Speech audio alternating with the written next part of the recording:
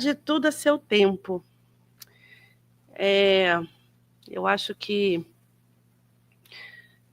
esse tema é um tema que, para a gente, às vezes, é muito aflitivo, né? Porque nós temos várias medidas de tempo. Eu nem vou entrar no mérito de tempo com a Ayrton, não vamos nem perguntar para ele, senão vai acabar a palestra.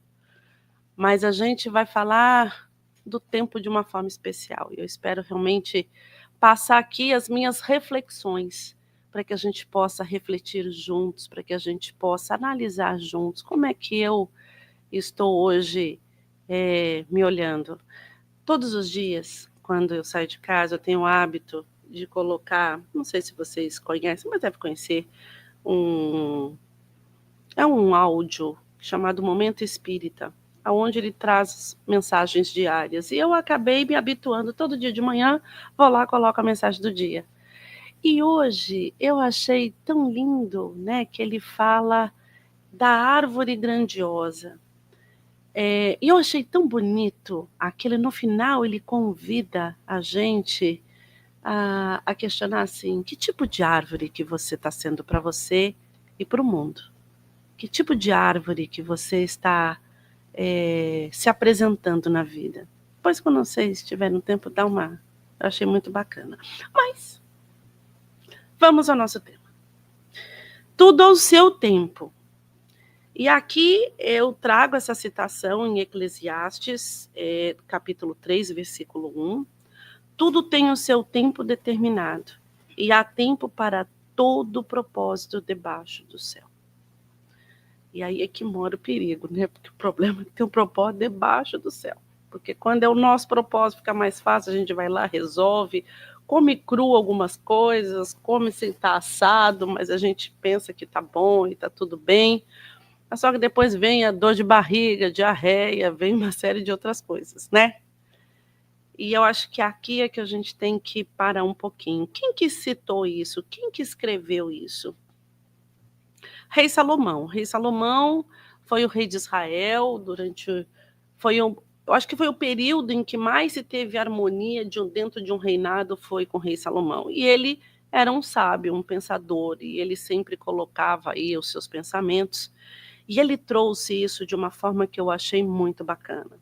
Então, assim, rei Salomão percebe a transitoriedade de tudo. Ele observa que tudo passa, alegrias, tristezas, construções, perdas, e cada coisa tem o seu momento certo. Mas sabe o que mais me chamou a atenção quando eu li isso? É a percepção. E eu me vi muitas vezes passando pelas coisas e não permitindo que as coisas passem por mim, para que eu possa degustar sobre as coisas. E aí tem um tempo de eu poder maturar o que ela está trazendo para mim. Eu sempre entendi na minha vida que tudo que se passa conosco, ela sempre vai trazer um recado, seja uma pessoa, uma situação, uma circunstância, um momento, tudo traz um recado para a gente.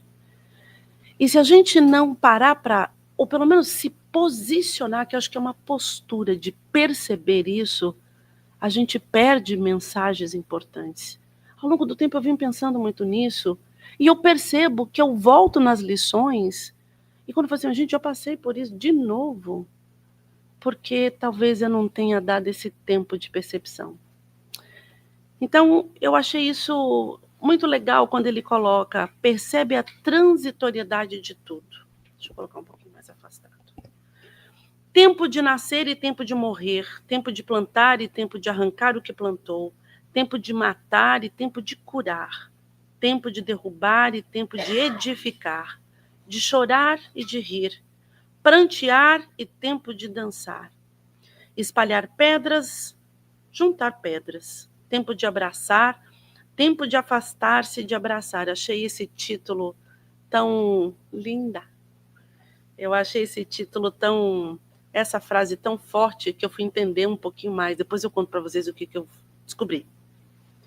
Tempo de buscar e tempo de perder, guardar e deitar fora, rasgar e de coser, de ficar calado e tempo de falar. Tempo de amar, tempo de odiar, tempo de guerra, tempo de paz. Quando a gente olha para isso, ou a gente tem uma compreensão muito profunda, ou a gente tem uma compreensão muito rasa. Qual que vocês acham que eu tive? A rasa. Bem rasinha. Uma rasinha assim, ó. Bem na areinha da praia.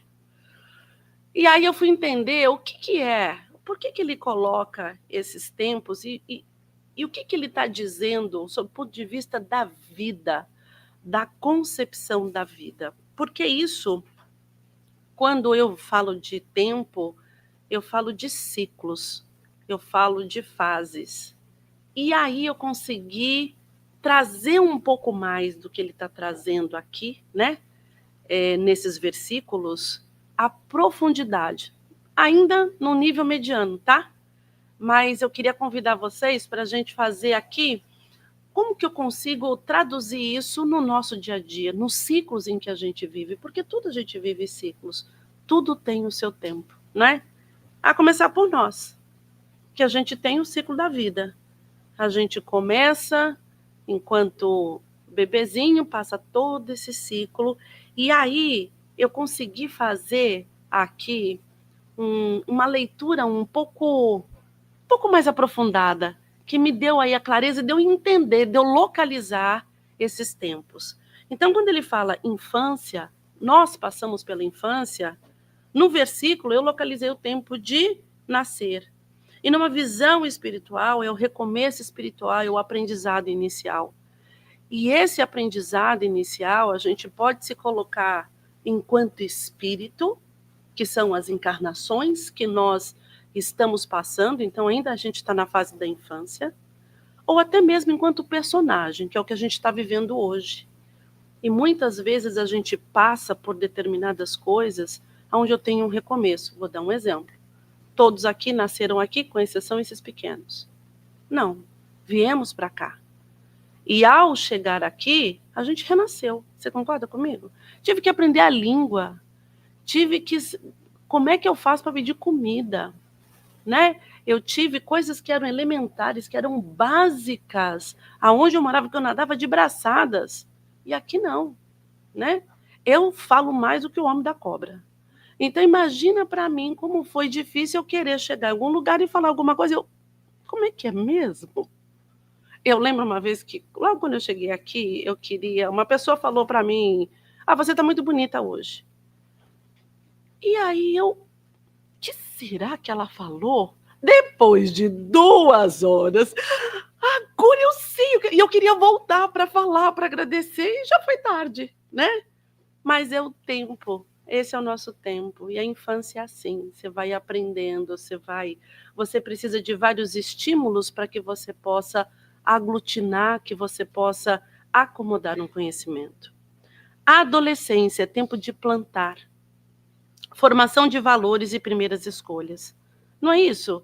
Então, eu estou experimentando. Minha filha agora, recentemente, foi para Washington, D.C., com todo o pessoal da escola. Ela se sente adulta. Eu falei assim, mãe, eu posso viajar sozinha para qualquer lugar agora. Não, bebê, não é bem assim. Não, mãe, eu fui. Eu passei 2 dias, eu fui de avião com os meus amigos. Eu fiquei no hotel. Eu falei assim, filha, alguém pagou isso, tá? Teve pessoas ali te monitorando. Então, assim, mas aquela liberdade de escolher e aquela liberdade que, por um lado, eu achei muito bacana, assim, que hoje ela se sentiu muito mais autônoma, que ela se sentiu capaz de estar longe dos pais e performar mesmo longe dos pais. Entenda a compreensão de performar mais ampla, né? Fazer as escolhas saudáveis, que ela poderia fazer outras escolhas. Vida adulta, tempo de edificar. Construção da vida, experiências e desafios. E essa vida adulta é aquela vida que esquenta, esfria, corre, para. Na hora que eu acho que eu estou indo para o lugar certo, estou indo para o lugar errado. Bom que a senhora chegou. Muito bem, viu? Quero avisar a todos que estão aqui, inclusive me ouvindo online, que Dona Augusta chegou. Muito bem. Então, assim, essa vida adulta é onde eu consigo produzir tudo aquilo que eu angariei nas 2 primeiras fases. É aquilo que eu vou testar, que eu vou colocar, que eu vou errar, que eu vou aprender, que eu vou aglutinar vários conhecimentos, e sendo o principal deles para o espírito. E aí você tem a maturidade, que é o tempo de falar, que é compartilhar. O que é isso? É você consolidar. Poxa, aprendi coisas legais. Tem coisas que já não me servem mais. Tem outras coisas que já me servem. Eu estava até falando recentemente, assim, gente, adoro ter 54 anos, porque eu falo coisas que antes eu não falava. Com sabedoria, tá? Calma. Mais ou menos sabedoria. Assim, mas é muito bom a gente rir da gente. É muito bom a gente olhar e ver que, poxa, Sandra, errou, tá bom, vai lá e faz de novo, não tem problema, né? É libertador ir de pijama no Walmart, gente. É libertador, entendeu? Então, assim, isso é maravilhoso. E eu acho que essa maturidade que eu falo é que dá para a gente a condição de saber quem a gente é e gostar do que a gente conseguiu produzir até agora. Porque tudo foi esforço. Olha só quantas fases, quantos ciclos nós passamos para chegar onde a gente chegou. Isso eu estou dizendo só do personagem, eu não estou falando nem do espírito. E aí você tem a velhice. Ah, gente, esse é o tempo de eu recolher, acolher, apreender os tesouros da alma e partir para uma nova. Né? Então, aqui ele fala, é a reflexão, é o desapego, é a preparação espiritual para quê? Para essa nova fase. Né? E aí o desencarne que ele fala, que é o tempo de morrer. Eu só quero aqui voltar um ponto, quando eu falei da maturidade, que é o tempo de falar, eu fiz uma brincadeira, mas eu quero trazer um ponto que é muito essencial. É o tempo de falar, mas falar com amor.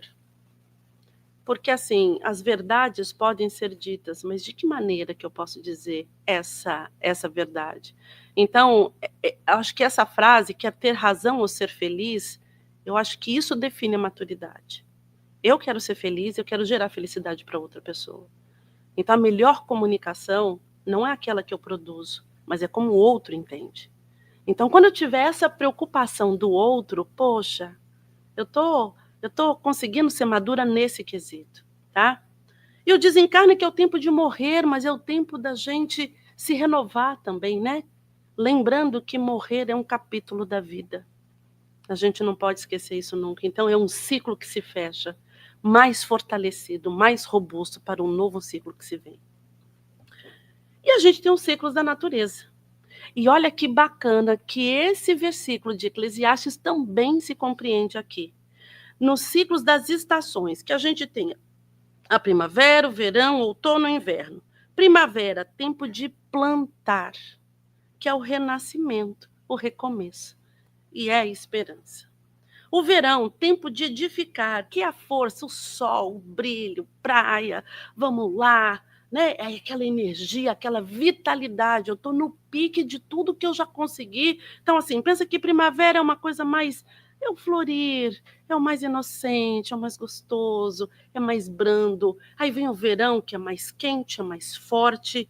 E aí você começa de novo ir para o outono, que é a consolidação daquilo que você conseguiu aproveitar e fazer nas duas estações, e vem o inverno, que é o tempo de você estar calado, que é o tempo do refazimento, é o tempo de você olhar para dentro, né?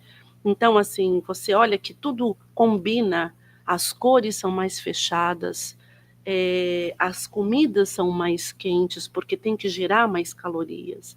Então, assim, tudo isso, ele está condicionado para uma preparação. E é legal quando a gente percebe. E aí você tem as fases, né, da lua e das marés. Não vou nem olhar para o Ayrton sobre isso, não perguntem nada para ele sobre isso, senão vai acabar a palestra, entendeu? Então vamos lá. Lua nova. E olha que tudo tem a sua similaridade. Vocês percebem que tudo tem esse começo, essa infância, essa adolescência, essa maturidade, esse recomeçar. Então, ó, lua nova, tempo de cozer, né? E esse cozer que ele fala, porque ele fala o seguinte, nessa frase ele fala tempo de rasgar e tempo de cozer. Ou seja, rasguei, agora eu vou costurar, agora eu vou refazer, agora eu vou redesenhar. que é tempo de renovar intenções e energias. Lua crescente, tempo de derrubar, é tempo de agir com fé. Não é derrubar as pessoas, tá? É derrubar os nossos tabus, os nossos preconceitos, derrubar essas crenças limitantes que a gente coloca pra gente, onde a gente fala, gente, não vou conseguir. Isso não vai dar certo. Então, tirar essas crenças, tirar esses hábitos, derrube aquilo que te faz muito mal. Num domingo, eu fui com a minha filha num culto evangélico.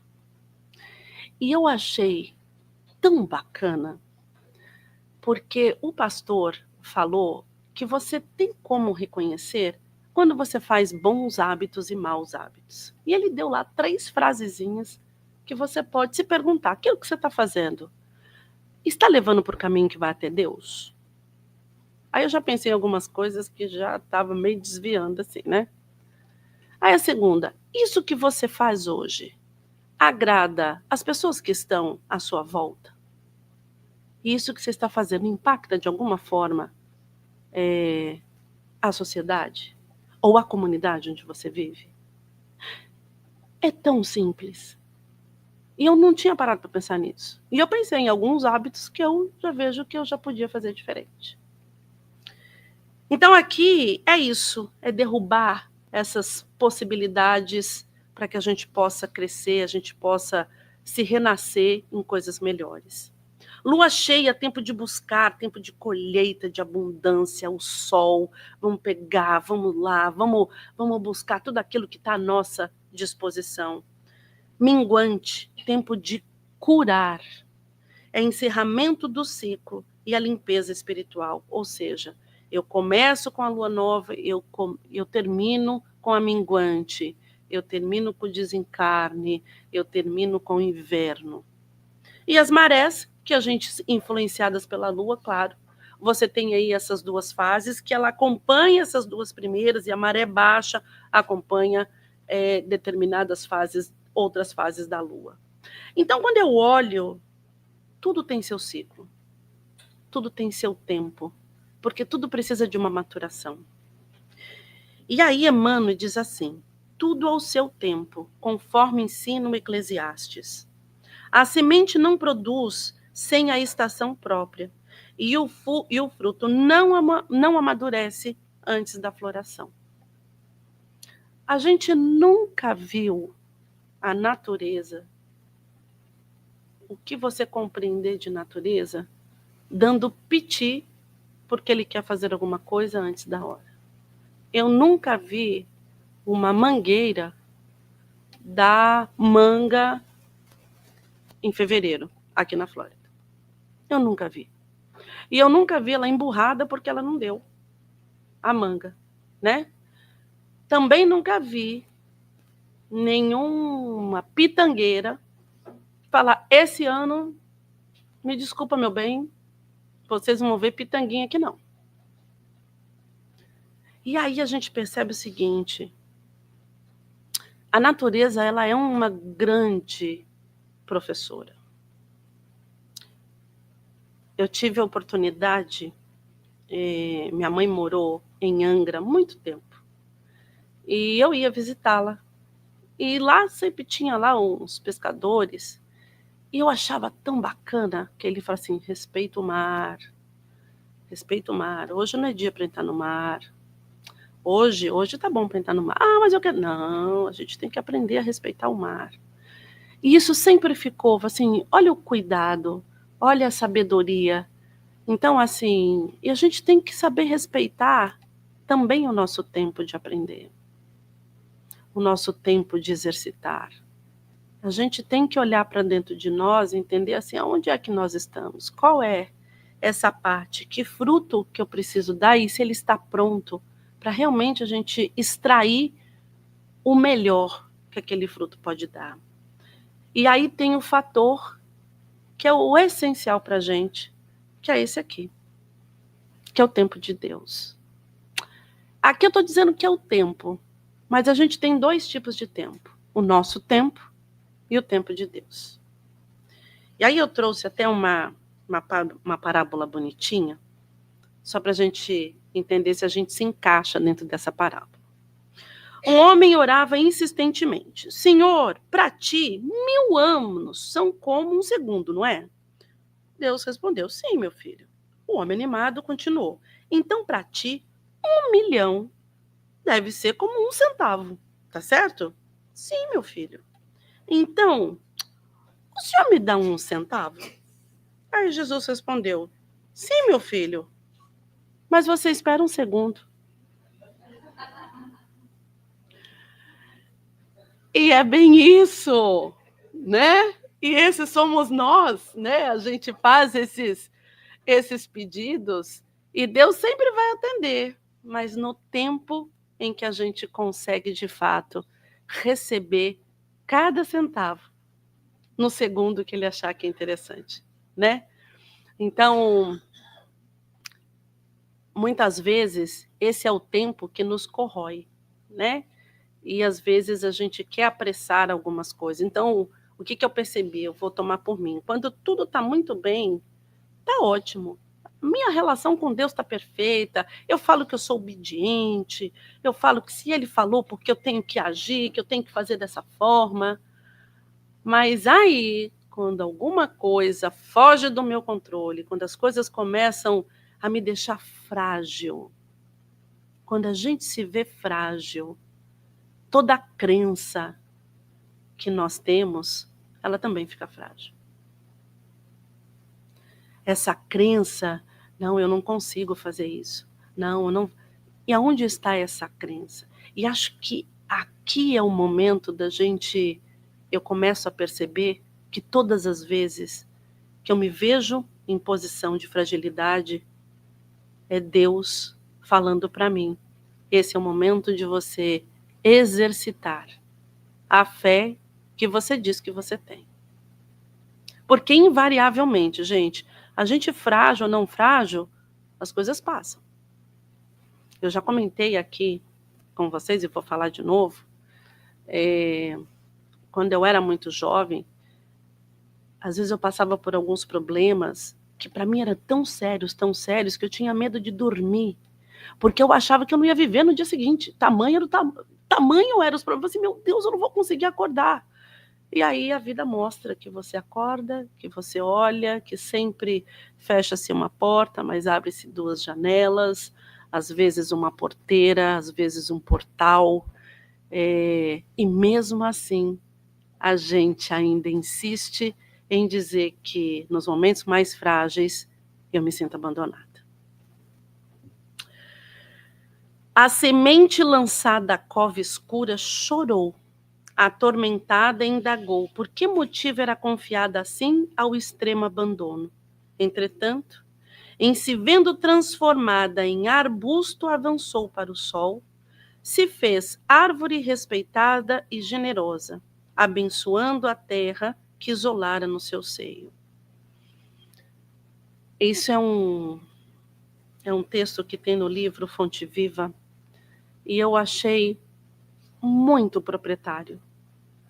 Porque como a gente não tem a visão maior, a gente só se vê nesse, como diz a Lina, eu adoro quando a Lina fala, que quando você é criança, você fica um chiqueirinho, né? E o chiqueirinho ali é seu mundo. E ali você pode tomar as decisões que você quiser, né? Então, às vezes, a criança, sei lá, ela fez uma coisa no chiqueirinho, o chiqueirinho pode ser grande, sei lá, metade disso daqui. E ela machucou o dedo. E se a mãe está, por exemplo, na cozinha, ela está ouvindo choro. Mas a criança se dilacera porque ela está abandonada pela mãe, né? E daqui a pouco a mãe aparece, o que aconteceu? Ai, o meu dedinho. Aí dá beijinho, põe lá o band-aidzinho e passou. E esses somos nós. Porque a nossa vida, quem é a gente na fila do pão? A gente é o chiqueirinho, a gente está dentro do chiqueirinho. Aí Jesus está lá cuidando do outro que está lá fazendo uma coisa, e a gente está esperneando, não sei o quê, né? Aí ele pega, passou, ai, agora passou. Vou contar uma história do meu marido, que ele não está aqui, eu posso contar. Ele foi com os filhos há muitos anos atrás, os filhos já têm neto, aquela coisa toda, mas ele foi num parque de águas. Ele foi num parque de águas com os filhos, ele não gosta muito de água, mas ele foi. Aí ele foi num tobogã, daqueles tobogãs mais altos, assim, e aí ele caiu naquela piscina, né? E o homem tem 1,90 m de altura, um negão grande. A pessoa começou a se debater, se debater, se debater. Eu tô me afogando, tô me afogando. O salva-vida saiu de onde ele estava e falou: levanta, eu não consigo, eu não consigo. Levanta, ai meu Deus, o quê? Ele, cara, levanta, e pegou. Aonde bate água no meu marido? Abaixo da coxa. Mas ele tá desesperado. E aí eu falei assim, mas esses somos nós, né? E a gente, ai meu Deus, agora tudo vai acabar, o mundo vai acabar, não sei o que, não sei o que lá. E não acaba. E é isso. A gente não fala isso, pelo amor de Deus, senão não vai trocar a fechadura de casa. Então, assim, em tese, na verdade, eu pego ele como nem aconteceu com ele, foi com um amigo dele. Poderia ser com qualquer um, né? Gostei. Agora, você, meu mais novo amigo, salvou minha pele.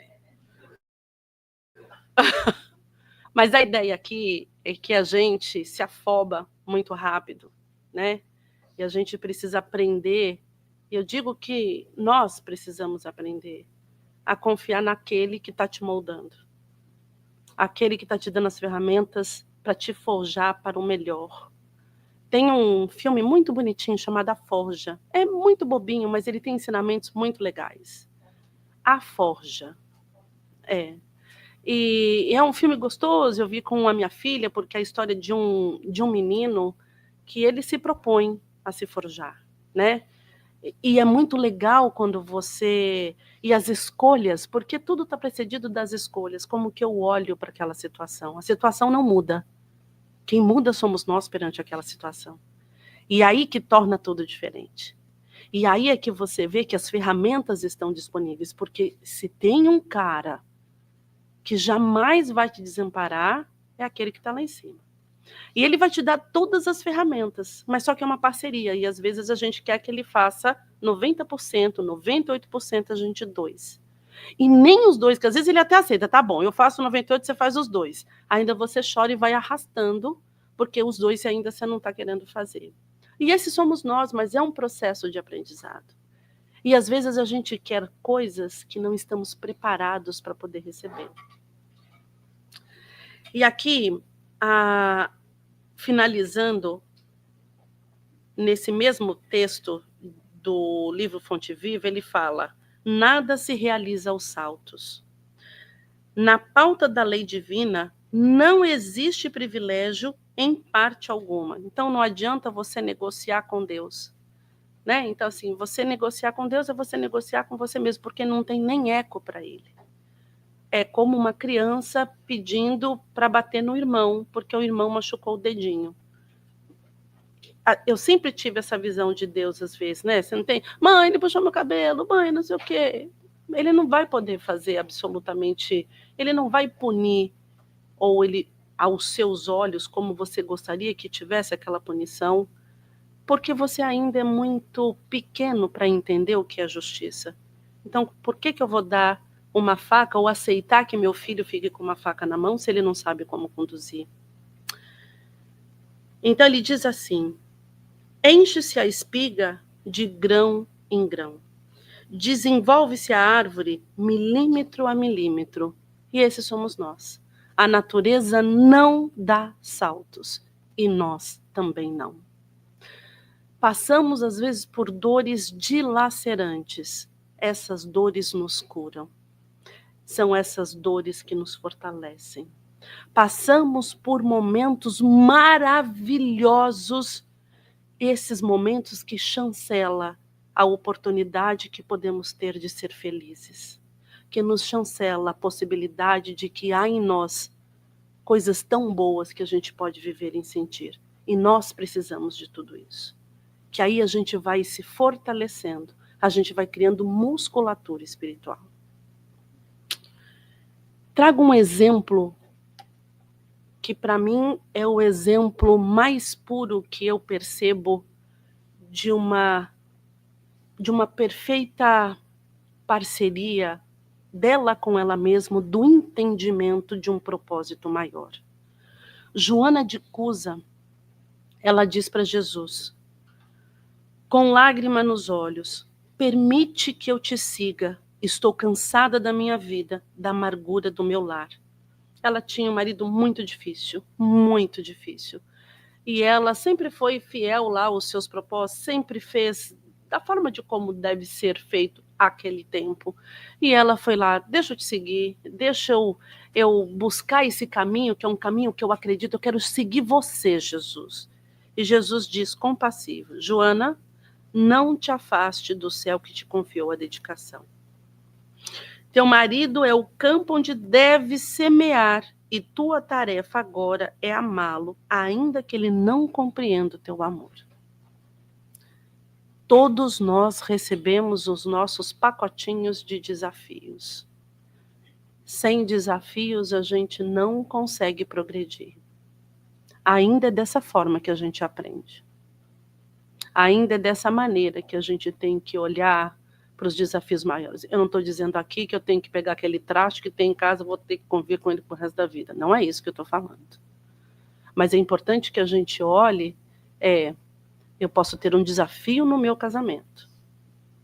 Eu posso olhar com isso com amor e tentar, hoje, nos moldes de hoje, saber colocar na balança o que vale a pena. O que está pegando? É o externo ou é o interno? É o meu capricho? Ou é, de fato, eu amo tanto que eu preciso libertar? Eu acho que são reflexões profundas. E aqui eu não estou dizendo que você tem que ficar separado, que você tem que ficar junto. Mas você tem que refletir aquilo que realmente é verdadeiro para você e o que é desafio para você. Porque, invariavelmente, a gente sabe. Todos nós sabemos quais são os propósitos, os recados que a gente precisa dar ao mundo. E é isso que a gente precisa saber, se a gente está dando esse recado ou não. E aí a gente precisa ter calma. E a gente está num mundo onde a gente só tem pressa. Eu tenho pressa para ser feliz, eu tenho pressa para poder ficar bonita, maravilhosa, eu tenho pressa para poder fazer todas as coisas que esse mundo me oferece, eu tenho pressa para ganhar meu primeiro milhão, eu tenho pressa para fazer uma série de coisas. Só que quando a gente tem muita pressa, a gente não degusta as coisas. E se a gente não degusta, a gente não absorve. E se a gente não absorve, não incorpora no entendimento. Calma é filha dileta da confiança em Deus e na sua justiça, a expressar-se numa conduta reta que responde por uma atitude mental harmonizada. Quando eu leio essa frase, eu lembro muito das pessoas que passam por momentos de despedidas. Despedidas de pessoas que a gente ama, que partem para o plano espiritual. E muitas dessas pessoas ficam amarguradas porque elas acham que elas poderiam fazer várias coisas para ter impedido aquela situação. E aonde fica bem claro que todo mundo tem o seu ciclo. E aí eu vejo o quanto que a gente se ocupa em ficar no lugar que não nos pertence. E que a gente se aprisiona nesse lugar e acaba arraigando para a gente sentimentos que não nos libertam, nem aquele que foi, né? Ao invés da gente olhar e falar, calma, eu fiz tudo que estava ao meu alcance. Eu fiz tudo que eu podia dentro do que era possível. E se apazigue com isso. Faça as pazes com você e com essa pessoa que invariavelmente te ama demais. Tudo a seu tempo está associado à lei do progresso, à justiça divina e à necessidade de maturar o nosso espírito emocional para que o certo aconteça. Nós ainda não sabemos, em âmbito do espírito, o que é certo. Nem tudo que é legal é moral e nem tudo que é moral é legal. Tá certo? E às vezes a gente confunde muito isso. Somos muito justiceiros do que justos, porque a gente não aprendeu. Então, ter o valor de perceber ainda a nossa incompletude é que nos dá a condição de passar pelas experiências, não como mestre, sim como aprendiz. E quando você passa como aprendiz, o aprendiz espera. Você vê as crianças na sala de aula, quando tem um assunto que interessa, elas recebem aquele conteúdo, elas vibram com aquele conteúdo, elas reproduzem aquele conteúdo em casa. Eu não me esqueço a minha filha cantando quando era pequenininha, que eu não entendia, ela falava, a coba o tem pé, a coba o tem mão, come, coba, sobe, pezinho, milão. Eu falei assim, gente, que negócio é isso que ela está cantando, que eu não sei o que é isso. E aí eu fui na escola, fui entender que ela falou assim, a cobra não tem pé, a cobra não tem mão, por que é que a cobra tem um pezinho, sobe num pezinho de limão? Eu não entendia isso. E assim, só que ela cantava lá, e eu achava tão legal, porque assim, não importa como que você está cantando, importa que você, o sonoro, as frases, ainda que não completa, mas eu estou entendendo, tem um ritmo, e dança, canta, e é assim que a gente vai aprendendo. E às vezes a gente se impõe numa perfeição que a gente ainda não tem. Então deguste esse momento, vibre com cada aprendizado. Poxa, isso eu não faço mais. Poxa, que legal, eu vibro todas as vezes que eu passo e vejo alguém fumando, que legal, eu não fumo mais. Né? E eu não vou dizer, você está fumando de novo. Não, ele vai pegar no tempo dele. Mas eu falo assim, gente, eu não estou fumando. Às vezes eu sonho que eu estou fumando, eu acordo, meu Deus, ai não, graças a Deus era sonho, né? Então, assim, isso são as nossas pequenas vitórias e a gente tem que brindar as nossas pequenas vitórias e se esforçar para fazer outras. A árvore não produz frutos antes do tempo justo. O espírito também necessita das estações de crescimento. E aqui, para a gente quase chegar no nosso finalzinho, eu vou trazer é uma tradição, é uma história, e eu achei muito bacana, que é o discípulo impaciente. Um jovem procurou um sábio e pediu, mestre, quanto tempo até a minha iluminação? O mestre respondeu, 10 anos. E se eu me esforçar o dobro? 20 anos. Mas e se eu me dedicar dia e noite sem parar e nem para comer? 30 anos.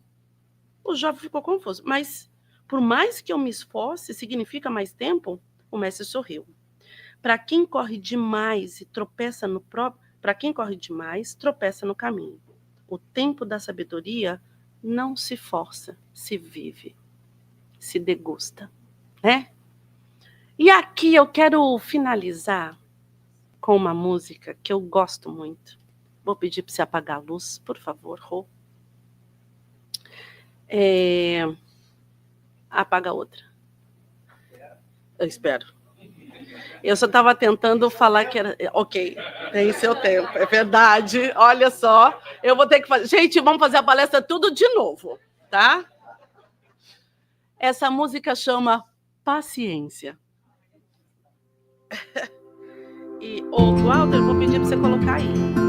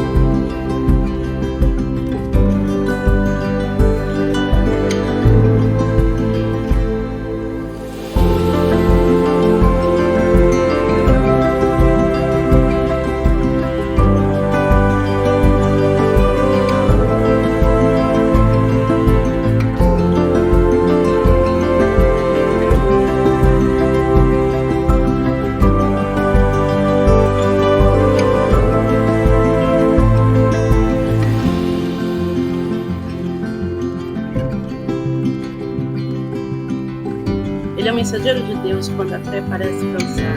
Tudo vem no momento exato em que você está pronto. Amém. Obrigada, gente.